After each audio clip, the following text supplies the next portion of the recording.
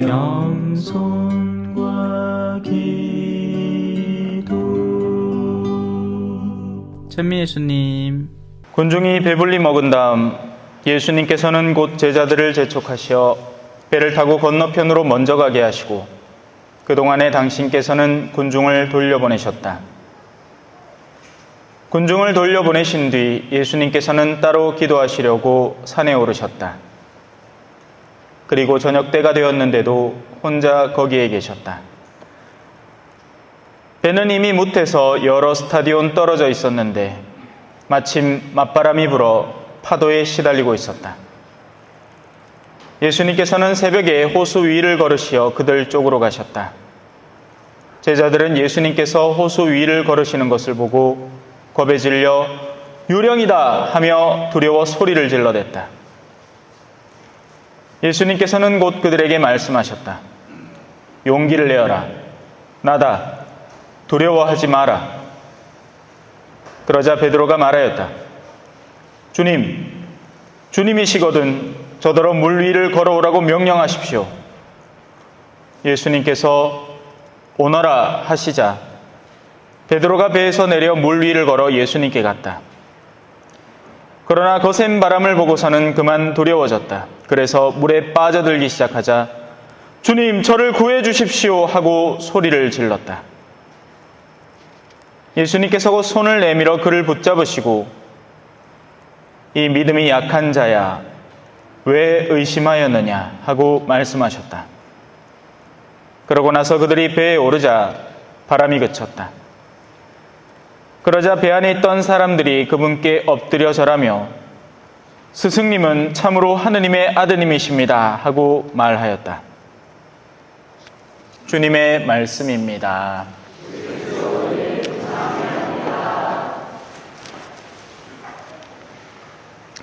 찬미 예수님. 오늘 복음의 시작점에서 제자들은 예수님과 떨어집니다. 예수님은 일부러 제자들을 당신과 의도적으로 떼어 놓으십니다. 얼마든지 제자들이 할 수 있는 일이었죠. 오히려 제자들이 해야 하는 일이었습니다. 그죠? 군중을 보내는 것. 하지만 예수님은 일부러 그 일을 도맡으십니다. 빵을 먹고 난 바로 뒤였어요. 5,000명을 먹인 기적이란 말이에요. 얼마나 사람이 많았고 그 할 일이 얼마나 많았겠습니까? 뒷정리를 당신 혼자 다 하신 거예요. 어제도 이 우리 본당에 이제 성모승천대 축일이 다가오잖아요. 그래서 오전에 청소를 했습니다. 느끼셨는지 모르겠어요. 청소하기 직전에는 사실 좀 엉망이었어요. 풀도 웃자라 있고 마당에 낙엽도 막 떨어져 있고. 근데 이제 형제님들하고 자매님들이 오셔서 많이 도와주셨죠. 가끔씩 본당에 그런 일이 있을 때 시간 되시는 분들은 함께 나오셔서 도와주셨으면 좋겠습니다. 물론 뭐 그분들이 충분히 다 할 수 있는 일이기도 하지만 사람의 손이 더 많으면 훨씬 더 빨리 수월하게 끝날 수 있지 않겠습니까? 저도 잠깐 나가서 쓸었습니다. 원래 신부가 그런 험한 일을 안 하잖아요. 그죠? 그러니까 살갗이 뚝 떨어지더라고 손에. 그래가 요즘 밴드 하나 붙여놨어요. 하여튼 왜 어제도 그래 제가 그 소리 한 분한테 들었습니다. 신부님 하지 마소! 합니다.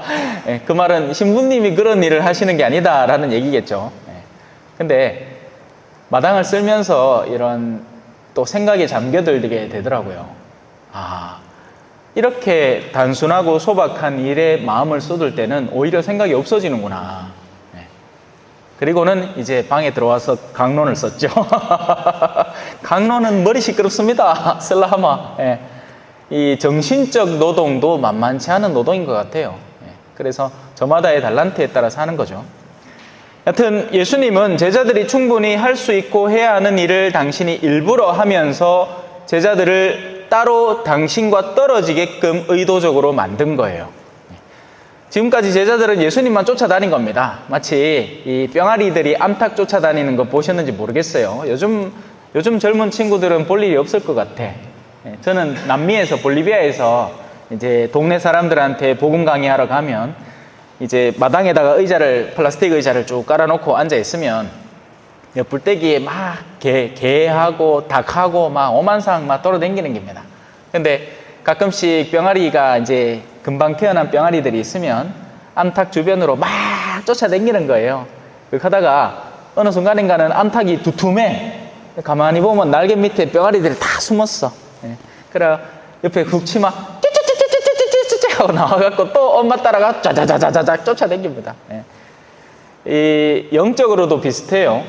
적지 않은 사람들은 자신의 영적 멘토를 쫓아다니죠. 보통은 어린 시절에는 부모를 쫓아다니고요. 예. 그리고는 성장하고 나면 나에게 조금 도움이 되겠다 싶은 친구를 따라다니거나 아니면 뭔가 배울 것이 있겠다 싶은 사람들을 쫓아다닙니다. 옛날에는 그래서 어른들이 존중을 받았던 거고요. 왜? 뭐라도 배울 게 있잖아요. 예. 농사 짓는데 기술을 딴 데 누가 가르쳐 주는 게 아니란 말입니다. 어르신이 일러가 아이고야 철수야 저 밖에 나가고 그거더라 비 올락한다 비 좀 맞추자 이렇게 하면 그다야 되는 기고. 예. 그런 기술들은 삶의 꾸준한 훈련으로 증진되어 가는 거지 어떤 특별한 기술로 배울 수 있는 게 아니었단 말입니다. 그런데 지금은 상황이 바뀌었죠. 지금은 농업이 옛날에 그런 농업이 아니에요. 지금은 기술이에요. 그리고 그 기술은 과학자들이 만들어낸 새로운 신기술을 배우면 더 수월하고 더 빠르고 더 획기적으로 생산해낼 수 있단 말입니다. 그러니 요즘 손주들이 휴대폰 요래 샥샥샥 옮겨 할아버지 요거 알아? 할머니 요거 알아? 이렇게 쌓죠. 지가 무슨 선생이라고 되느냐. 예. 맞아요. 그런 일시적인 정보에서는 걔들이 오히려 더 밝을 수는 있습니다. 하지만 할아버지의 그동안 살아온 삶에서 누적되어 있는 체험 자체를 얘들은 지금 무시하고 있는 겁니다. 경박한 거죠. 그런데 또 할아버지는 그게 이쁘다고 아이고 우리 손자 내한테 뭘 가르쳐 주려고 하고 자기가 알아서 그냥 밑에 알아 깁니다. 예. 그러니까네 왜 머리 꼭대기에 오른다고 하죠. 맞아요. 지금 그렇게 되어 가고 있어요. 우리 스스로가 그 자리를 내어줘 버렸단 말입니다. 귀하고 이쁜 손자들이 된 거예요. 그래서 귀한 어르신은 없고 귀한 애들만 있는 거죠.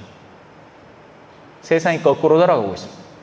자, 여하튼 지금 이 순간에는 예수님이 일부러 제자들을 떼어놓기 위해서 그들로 하여금 스승과 없는 시간을 마련하신 겁니다.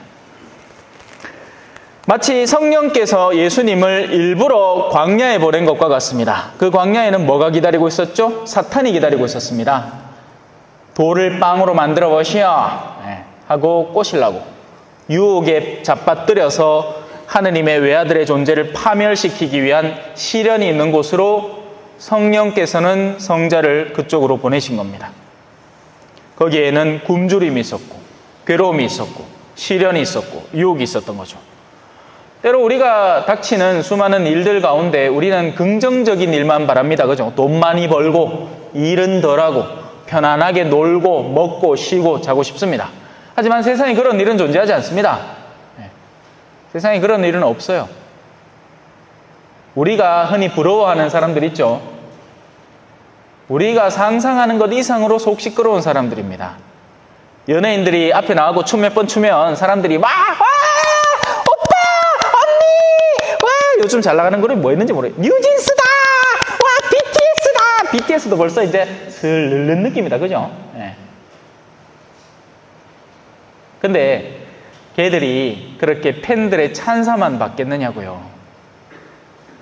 스폰서 하는 사람들이 요번에 여 좀 띄줘야 되겠는데 하면 내가 몸이 아파도 그거 갖고 활짝 웃으면서 몸은 지금 감기 걸려갖고 죽을 지경인데 활짝 웃으면서 춤춰야 되는 겁니다. 그렇게 하다가 픽 쓰러지고 그러지. 예전에 왜 응답하라 1988의 해리 걔도 무리가 나가다가 무대에서 뛰다가 자빠져 쓰러졌잖아요. 하도 아파가. 세상에 쉬운 일은 없어요. 회사 CEO가 되면 좋을 것 같죠. 많은 돈을 누리긴 하겠죠. 하지만 그만큼 더 많은 속 시끄러움을 경험하게 되는 겁니다. 단순하고 소박한 일이 오히려 우리의 영혼에는 더 나은 일일 수도 있어요. 자, 그렇게 하느님은 우리에게서 당신의 현존을 때로는 감추어 버리십니다. 그리고는 우리를 위기 상황에 두도록 허락하시는 거죠. 좋은 부모는 그렇습니다. 자녀들에게 무조건 해달라는 걸 다 해주는 게 절대 좋은 부모가 아니죠. 때로는 자녀들이 자기의 일은 스스로 하자, 알아서 척척척 스스로 어리니, 근데 이게 말이 좋은 거지 스스로 하려고 하면 굉장한 이 두려움에 봉착하게 되는 겁니다. 지금까지 스스로 안 해봤거든요. 옷 입는 것도 자기가 스스로 해보기 시작하면서 단추도 웃장가 보고 어릴 때 그런 거 없었습니까? 티셔츠 하나 해가 난방 하나 받아갖고 이제 밑에부터 단추 잠그는데 나중에 보면 하나 남아. 그럼 다시 다 풀어야 돼, 그죠? 예. 첫 단추를 잘 껴야 된다는 게 그 말이잖아요, 그죠? 예. 근데 그것도 경험해 보면 그다음부터는 긴장해서 다음부터는 조심해야겠구나 하는 거지. 누가 계속 해주기만 하면 단추도 못 잠그는 애가 되는 거예요. 자, 그러는 동안 예수님은 산에 오릅니다. 마치 제자들의 일이 당신과 상관없다는 듯이 제자들을 뒤쫓아가지 않고, 당신은 사람들을 돌려보내고 난 뒤에 바로 제자들을 쫓아간 게 아니에요. 오히려 제자들과 더 멀어지는, 제자들은 낮은 곳으로 호수로 내려갔고 예수님은 더 높은 곳으로 산으로 올라갑니다. 만약에 제자들이 그 모습을 봤더라면 우리 스승님은 우리한테 관심 없나 보다 이렇게 생각하겠죠. 마더 데레사가 그랬었어요. 수녀님들이 하도 바빠. 캘커타에서 가난한 이들이 물밀듯이 막 밀려오고 막 임종자들이 들어와서 막 병원이 막 더 바빠진 거예요. 그래서 우리 원장 수녀님, 우리 마더 데레사 수녀님, 이래 사람들이 많아갖고 우리 바쁜데 우리 기도 시간을 조금만 줄이고 이 사람들에게 헌신하는 게 낫지 않겠습니까? 하니까 마더 데레사가 뭐라고 대답했느냐? 그러면 오늘부터 기도 시간을 2배로 늘리겠습니다. 하느님과 맞닿지 않고 세상의 일을 하면 그게 언뜻 처음에는 좋아 보이고 잘 굴러가는 것처럼 보이지만 오히려 더 지독한 어둠으로 빠져드는 경향이 강하게 됩니다. 우리가 하는 일을 올바름으로 식별해 나가면서 하지 않으면 우리는 흔히 엉뚱한 일에 너무 심하게 매진하고 있는 스스로를 발견하게 됩니다. 예수님은 가장 정신없고 바쁜 일을 처리하고 난 뒤에 잠시 짬나는 시간에 산으로 올라가서 하느님을 만나러 갑니다. 때로 일이 너무 바빠도 우리는 그렇게 하느님과 만남을 가져야 됩니다. 그게 바로 지금의 이 순간이죠. 주일까지도 바쁜 현 시대예요. 얼마나 바쁜지 몰라요. 제가 제일 한가한 것 같아요. 가만보마 내가 제일 한가한 것 같아요. 얼마나 심심하면 복도리 데리고 나가고 산책씩 함 돌고 들어가갖고 또 이래 책 좀 읽다가 강론 쉬고 또 몸이 찌뿌둥하다 싶으면 또 강세히 데리고 나가가 산책함 하고 세상 사람들은 바빠. 그렇게 해놓고는 자기들이 내 걱정한대. 왜? 도난지유돈 불안지유불이라고 하잖아요. 내가 그렇게 바쁜데 신부님은 오죽 바쁘겠느냐 이거야. 그러니까 걱정이 돼갖고 연락도 못하는 게야. 얼마나 바쁠까 싶어가. 신부님 뭐 24시간 꽉꽉 차갖고 내가 뭐 하는 것 같은 모양이라. 하기야 뭐 빨래 한다고 지금도 빨래 오늘 고에서에 딱 들어와서 건조기 돌리고 와야 되는데 그 생각을 하긴 했습니다만은 그 뭐 세탁기가 다 하는 거죠. 띡띡띡 누르기만 하면 안 됩니까? 세제 넣고 섬유유연제 넣고 이제 잘해요.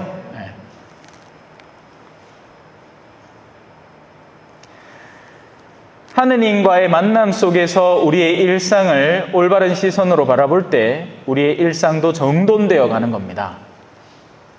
왜 그렇잖아요. 필요 없는 물건들 잔뜩 사본 경험 없습니까? 이게 필요하겠다 싶어서 샀는데 가만보마 창고에 똑같은 게 있어. 지난번에 내가 이거 필요하겠다 싶어서 사놨는 기라. 그래놓고는 까먹었어. 그러니까 쓸데없는 것만 자꾸 늘어나고 결국 기능은 똑같은데 A 버전, B 버전 사가지고 둘 다 갖고 있고 이 가면 막 물건들이 막 집에 넘쳐나는 거예요. 생각을 안 하기 때문에 그렇습니다. 나한테 정말 필요한가? 그런 필요를 올바로 찾고 나를 올바로 인지하는 시간이 하느님을 만나는 시간이라고요. 뭐 어디 그냥 성당 와갖고 아멘 아멘 하라는 게 아니라 나를 차분하게 만들어 보라는 거죠. 그래서 오늘 일독서가 나오는 거잖아요. 하느님을 언제 만나는가? 오늘 잘 읽어주셨죠? 하느님은 강한 바람 속에도 없고 지진 속에도 없고 불 속에도 없는 겁니다. 하느님은 고요하고 조용한 소리 가운데에서 우리에게 속삭이는 거죠. 요셉아, 이렇게 하는 게 내 뜻에 맞는 일이다.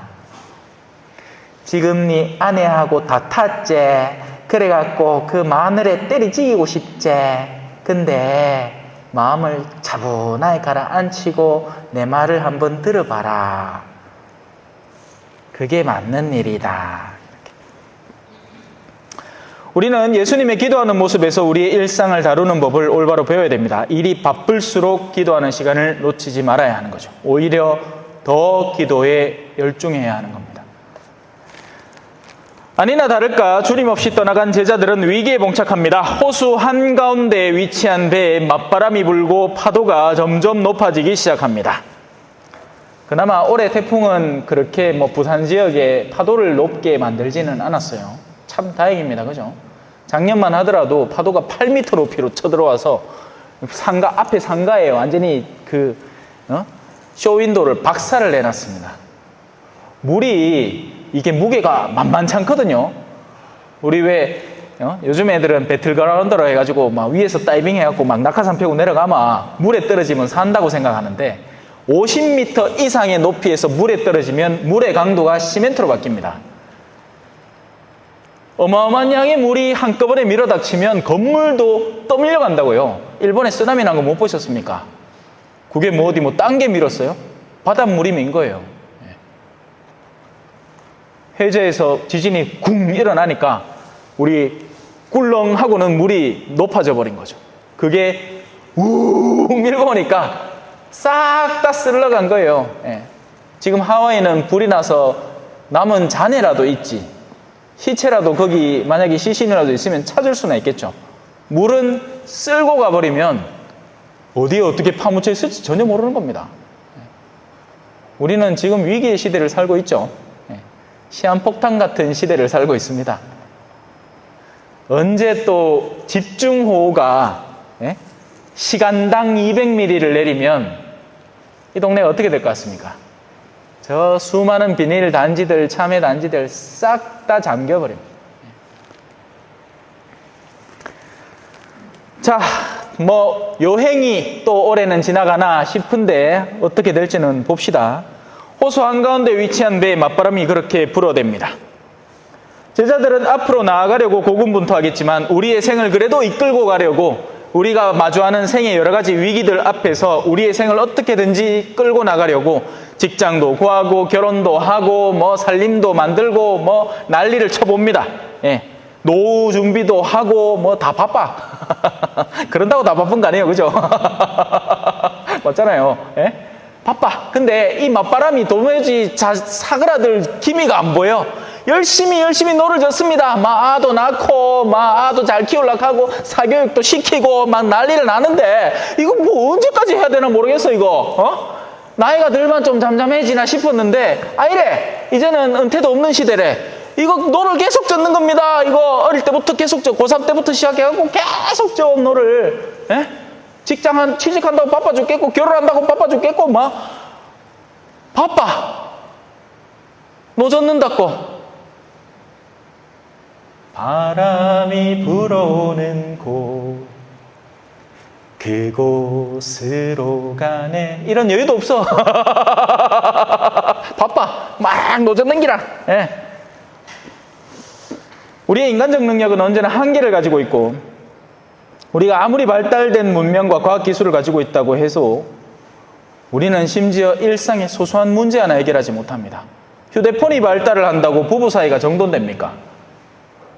컴퓨터가 발달을 해서 우리가 겪고 있는 이기심과 탐욕의 문제가 해소됐나요? 아니란 말이에요. 전혀 상관없던 것들입니다. 바로 그때 예수님이 오십니다. 근데 이 부분이 더 웃긴 거죠. 그런데 제자들의 눈에는 그분이 자신들이 평소에 마주하던 예수님의 모습이 더 이상 아니었습니다. 따스하고 다정한 분으로 안 보여요. 배에 밀어닥친 위기 때문에 경황이 없고 정신이 없는 가운데 다가오는 예수님은 도리어 위험 요소로 보입니다. 그래서 그들은 외칩니다. 유령이다! 제가 아까 복음 읽을 땐 얌전하게 그래도 읽었잖아요. 지금 여기 적혀있는 그대로 한번 보자면 두려워 소리를 질러댔다. 왜 우리 유령의 집 옛날에 가보신 경험 있죠? 갑자기 불떼기에서 전기톱 들고 막 나오 이라는 자지러지고 지금 제자들이 그 꼴을 하니까 엄청 놀랬어. 아니 그도 그럴 만한 게 사람이 물리를 걸어온 게 자연을 넘어선 차라리 헤엄을 쳐가 왔으면 안 놀랬을 기라 오히려 도와주려고 했겠지. 아이고 이 바람 치는데 누가 저 헤엄 쳐가 오는 얼른 옆에 타 있었겠죠. 근데 예수님은 느기적 물리로 차박차박 걸어오는 거예요. 이게 뭐야? 그죠? 얼마나 놀랬겠노? 초자연적 현상 속에서 다가오는 존재에 대한 위협감을 느끼는 겁니다. 그래서 신앙이 없는 이들에게 신앙이 다가설 때는 그게 긍정적 초대로 받아들여지는 게 아니라 위협으로 받아들이는 거예요. 나한테 신앙으로 끌고 가서 나를 지금까지 해오던 쾌락적 삶에서 나를 더 이상 그렇게 못 살게 하려고? 그러니 두려운 거죠. 지금까지 내가 누리던 세속의 온갖 좋은 것들에서 그걸 위협하는 존재로 느껴지는 겁니다. 우리가 신앙에 대해서 가지는 평균적인 마음은 평소에 제자들이 예수님을 보는 시선입니다. 아이고 좋은 일 하시네. 그래요. 예, 잘하셨어. 예, 그냥 아이고 그 수고합니다. 그 좋은 일 한다고 수고합니다. 뭐 이 정도예요. 예, 제가 사제복 입고 동네를 돌아다녀도 비슷한 느낌일 겁니다.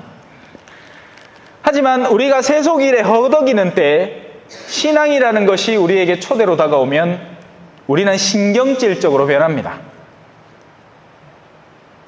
얼마 전에 우리 선교위원회에서 동네 돌아다니면서 이 당신을 천주교로 초대합니다. 이거 책자 날렸다고 하죠.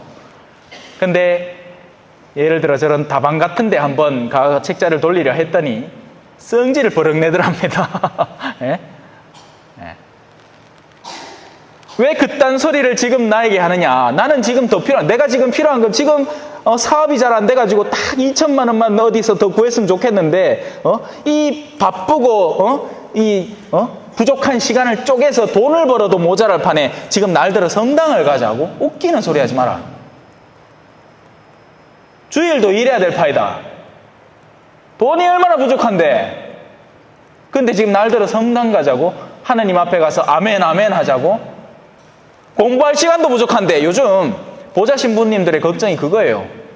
학생들이 시간이 없어요. 얼마나 바쁜지. 겁을 냅니다. 겁을. 네. 그 바쁜 아들을 성당에 데리고 왔시.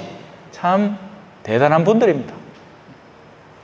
오늘 학생들 반가워요. 네. 어디 고향 마을 왔나 봐. 안 보이던 애들이 보이네. 네. 자, 그래서 예수님을 보고 반기는 게 아니라 도리어 겁을 집어먹게 되죠.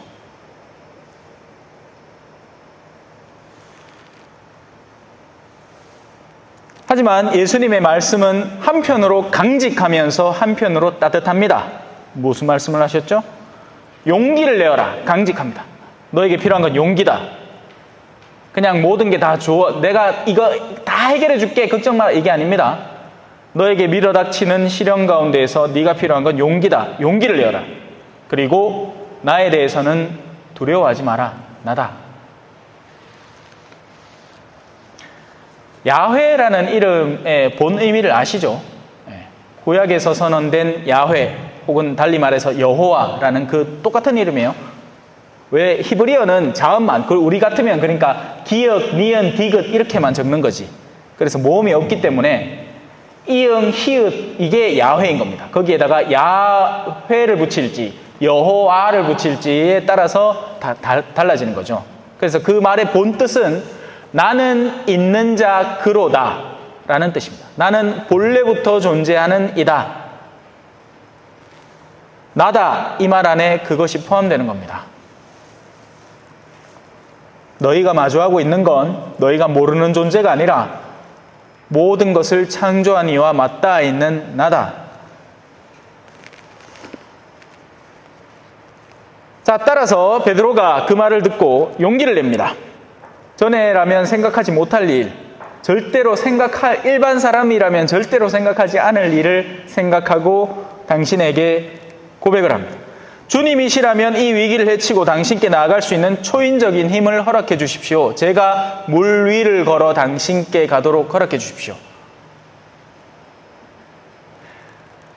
보통 예를 들어 집안에 문제가 생겼다, 부부 사이에 문제가 생겼다, 주변에다가 의견을 구하면 이혼해라, 만다고 그래 같이 사노, 야 때려차, 이혼해라, 옷에 혼자서도 잘 살 수 있다, 그걸 해결책이라고 줍니다. 그런데 신앙인에게 와서 물으면 쉽지 않은 일이겠으나 하느님께서 맺으신 것을 사람이 풀 수 없기 때문에 신앙 안에서 행여 우리에게 마지막 죽음의 순간까지도 그것이 이루어지지 않는다 하더라도 한번 믿고 헌신해 보십시오. 이건 일상적인 해결책이 아니란 말이에요. 우리는 이런 소리를 듣고 싶어 하지 않는 겁니다. 우리는 지금의 내가 겪고 있는 고초와 시련과 어려움을 당장 끊어버리고 해결해 줄 수 있는 속 시원한 소리를 찾아서 점집 가는 거예요. 아이고, 이 신내림 받으신 무당님, 제가 웃자마 우리 집안의 문제를 해결할까예 하면 구닥으로 한 3천만 원만 내봐라, 내 해결해 줄게 이렇게 합니다. 그럼 뭐라도 되는 줄 알고 가톨릭 신자라는 부적 뻘거이 적은 거 받아가 빤스에 떡 넣고 온다. 잘한 짓이다, 그죠? 얼마나 저주를 받으려고.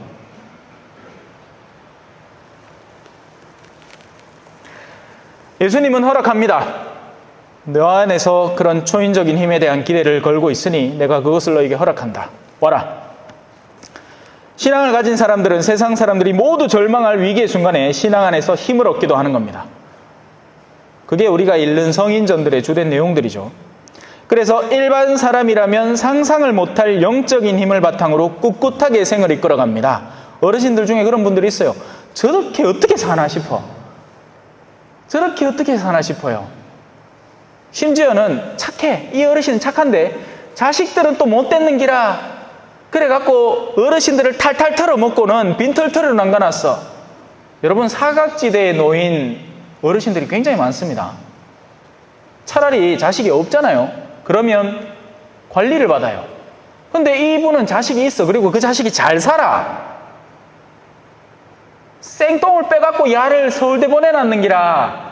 근데 그놈 자식이 며느리를 어디 못된 걸 또 만나가 이래 둘이 짝짝짝 짝꿍이 맞아가 부모님 남아있는 재산 쏙 빨아먹고 모기처럼. 그러고는 어디 한 대 훅 던져놨는 거예요.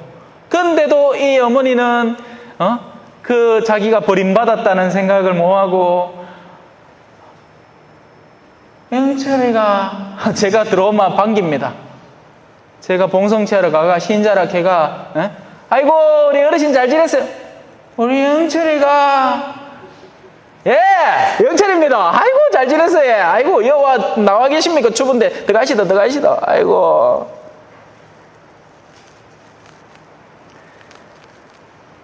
참 못된 사람 많죠.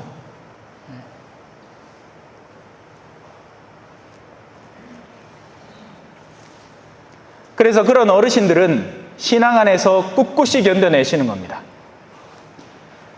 그러나 베드로의 이 신앙은 얼마 가지 못했습니다. 베드로는 거센 바람에 두려움을 느끼고 지금까지 극복해오던 물에 다시 빠져들기 시작합니다. 신앙 안에서 그나마 몇 걸음 걷다가 또 세상의 위기가 자꾸 닥쳐오니까 자신의 현세의 걱정에 다시 빠져들기 시작하는 것. 지금까지는 멋들어진 신앙 안에서의 승리자의 모습이었는데 베드로는 다시 초라한 모습으로 바뀝니다. 하지만 그에게는 아직 주님에 대한 굳은 신뢰가 남아 있습니다. 주님, 저를 구해 주십시오. 이 순간에 이 기도야말로 그 어떤 허용도 들어있지 않은 순수한 인간의 하느님에 대한 기도입니다. 청원 기도죠. 살려달라는. 우리는 아직 거기까지 가닿지 않은 거예요. 아직 살만한 겁니다. 아직 누릴 게 많고 할 일이 많은 거예요. 올여름에는 어디 가서 어디 예쁜 카페에 가서 인스타에 올릴 사진도 찍어놔야 되고 마음이 바빠. 요번에는 아들 잘 꼬드기 갖고 요 가까운 동남아라도 가갖고 내 친구들한테 돌아와가지고 아이고 내 그렇게 가지 말라 했는데 아들이 나를 억지로 안 될 거 안 가나 해가 자랑도 좀 해야 될 것 같고 마음이 막 이런저런 걸로 어지럽고 분다는 거예요. 하지만 베드로는 솔직하게 지금의 자신의 위기를 하느님께 아뢰입니다. 주님, 저를 구해 주십시오. 그러자 주님은 곧 다가와 그를 물에서 꺼내 주십니다. 원래 물에 빠진 사람을 꺼내는 데는 굉장한 힘이 필요한 거예요. 그런데 예수님은 지금 물 위에 서 계시면서도 베드로를 너무나 수월하게 훅 끌어내시는 겁니다. 이것이 우리가 은총이라고 부르는 영역입니다. 이건 언제 일어나느냐? 때로 우리는 죄악이라는 물에 빠지죠. 그러면 고해소라는 예수님의 은총의 힘을 누려야 됩니다. 쑥 꺼내줘요. 나는 성부와 성자와 성령의 이름으로 당신의 죄를 용서합니다. 평안히 가십시오. 산 거예요. 근데 안 빠져. 그러니까 자신이 빠져 있는데 빠진지도 몰라. 주일미사나 빠지면 빠졌다고 생각할까? 평소에 내가 하는 내면의 어지러움들은 하나도 빠진 게 아니에요. 그러니 그런 교만 속에서 자신이 빠진 줄도 모르고 오히려 더 깊은 곳으로 빠져가는 거죠. 하느님의 사랑은 그렇게 죄인들까지 높은 곳으로 이끌어 올리는 강력한 힘을 갖고 있습니다.